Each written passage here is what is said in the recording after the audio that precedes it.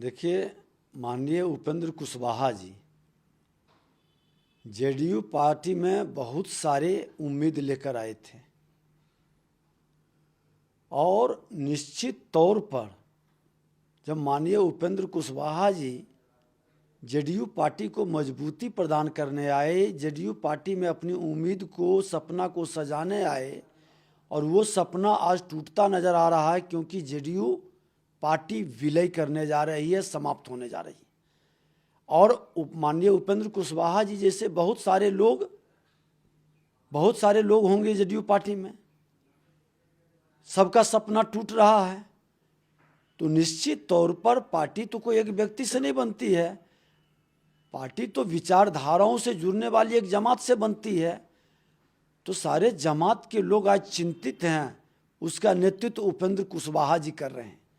और ये स्वाभाविक है कि बिहार के माननीय मुख्यमंत्री जी उन लोगों का सपना तोड़ रहे हैं जो जंगल राज से लड़कर, अपना बलिदान देकर, अपने सपना को छोड़कर एनडीए गठबंधन के साथ जुड़े थे।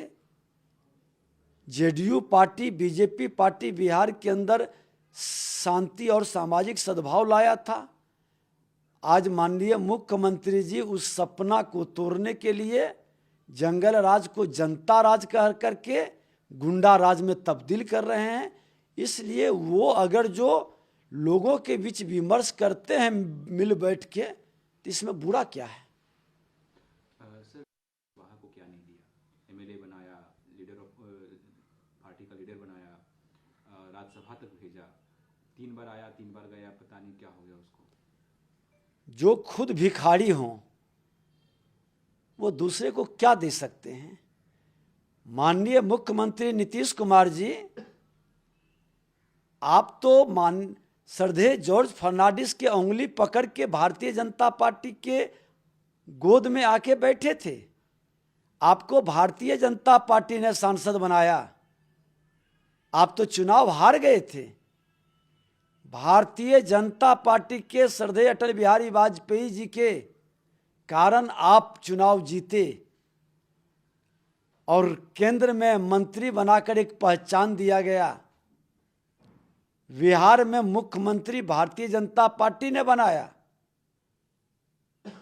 जब आप भारतीय जनता पार्टी के नहीं हुए तो फिर दूसरे से कैसे उम्मीद करते हैं कि आपके साथ लोग रहे? आप कहां दिए? भारतीय जनता पार्टी के कारण आपकी ताकत मिली थी और आप लोगों को ऑबलाइज कर रहे थे भारतीय जनता पार्टी के कंधे पर बैठकर।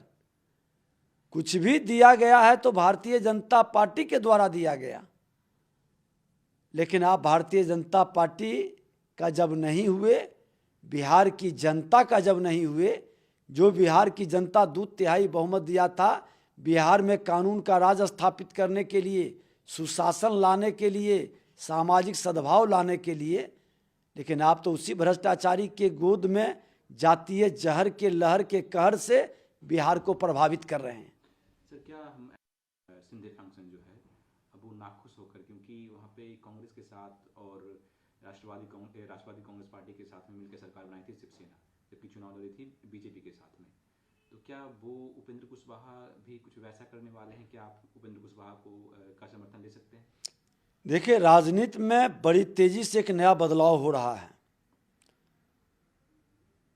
10% वो सामंतशाही प्रवृत्ति के लोग जो राजनीति पर कब्जा करके बैठे हैं, ये वो लोग हैं जो गरीबों को अधिकार की बात जगाकर गरीबों के अधिकार को छीनने वाले लोग हैं। एक ही परिवार के लोग, श्रीमान लालू प्रसाद यादव और नीतीश कुमार, अपने को बड़े भाई छोटे भाई कहते हैं, 33 वर्ष से बिहार पर कब्जा करके बैठे, लेकिन बिहार का कितना उत्थान कर सके? पूरी शैक्षणिक वातावरण को खत्म कर दिए। तो ऐसे लोगों से मुक्ति के लिए सभी लोग व्यग्र हैं और इस व्यग्रता में राजद, जदयू के बड़े तबके अगर जो अलग होते हैं तो कोई आश्चर्य नहीं है। मजदूर विधायकों को बना के रखे हुए हैं। बस एक परिवार का व्यक्ति जो सोना के चम्मच लेकर आए हैं वही बैठेंगे, दूसरे को अवसर नहीं मिलेगा। उन्हीं के परिवार के लोग उस सिंहासन के योग्य होंगे। बाकी उस पार्टी के कितना भी बेहतर अयोग्य कार्यकर्ता है वो दोहरे दर्जे के पर ही कदम रख पाएंगे।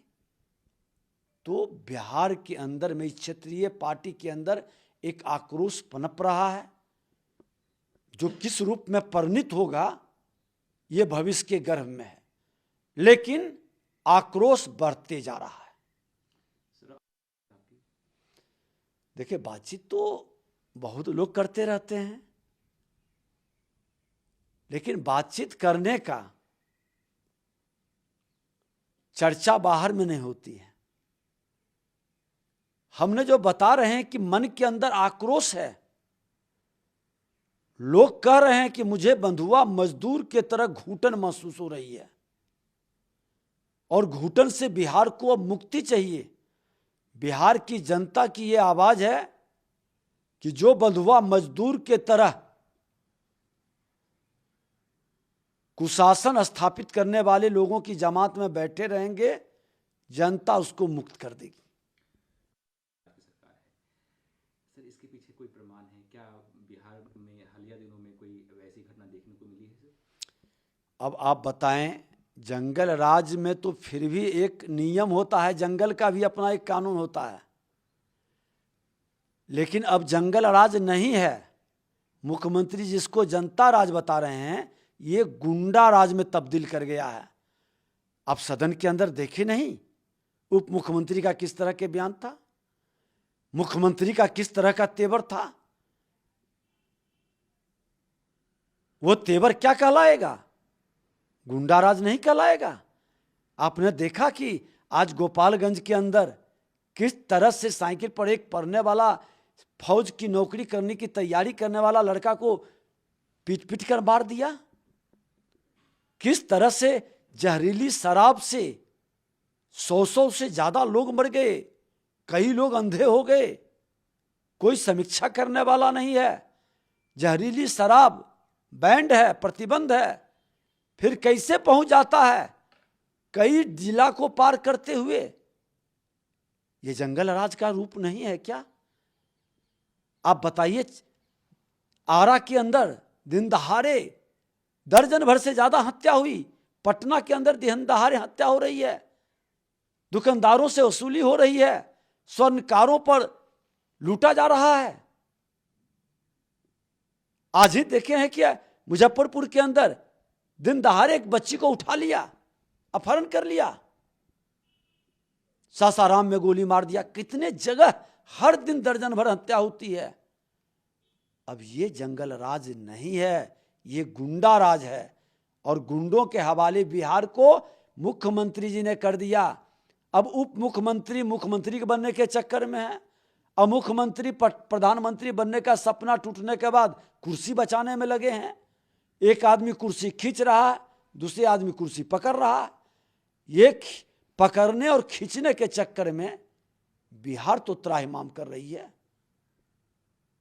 प्रशासनिक अराजकता बढ़ गया है, भ्रष्टाचार चरम पर पहुंच गया है। बिहार के अंदर आज जनता भयभीत है, घोर निराशा है। तो यही तो जंगल राज से गुंडा राज में तब्दील हो गया। Thank you sir.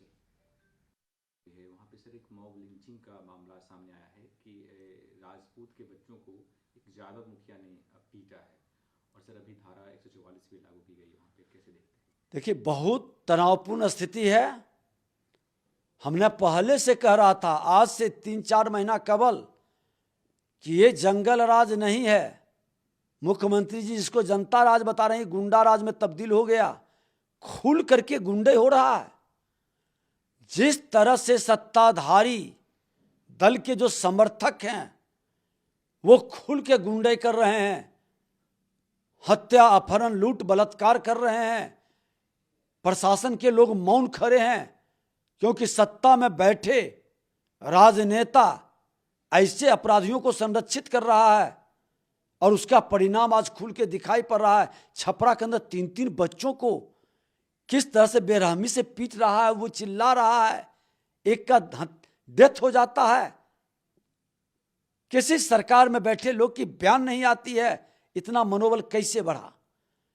जहां जहां आरजेडी के मंत्री प्रभारी मंत्री के रूप में है, यहां तक कि उप मुख्यमंत्री तेजस्वी यादव जी आरा के प्रभारी मंत्री हैं, और वहां हत्या और अपराधियों का मनोबल चरम पर क्यों पहुंचा। हर जगह खुल करके बेगूसराय के अंदर मुखिया की दिन दहाड़े हत्या कर दिया, एक मुस्लिम समाज के पूर्व मुखिया, अभी तक एक्शन नहीं हुआ, हत्यारे खुल के घूम रहे हैं। यह मनोबल क्यों बढ़ रहा है इन लोगों का? आखिर लगाम लगनी चाहिए।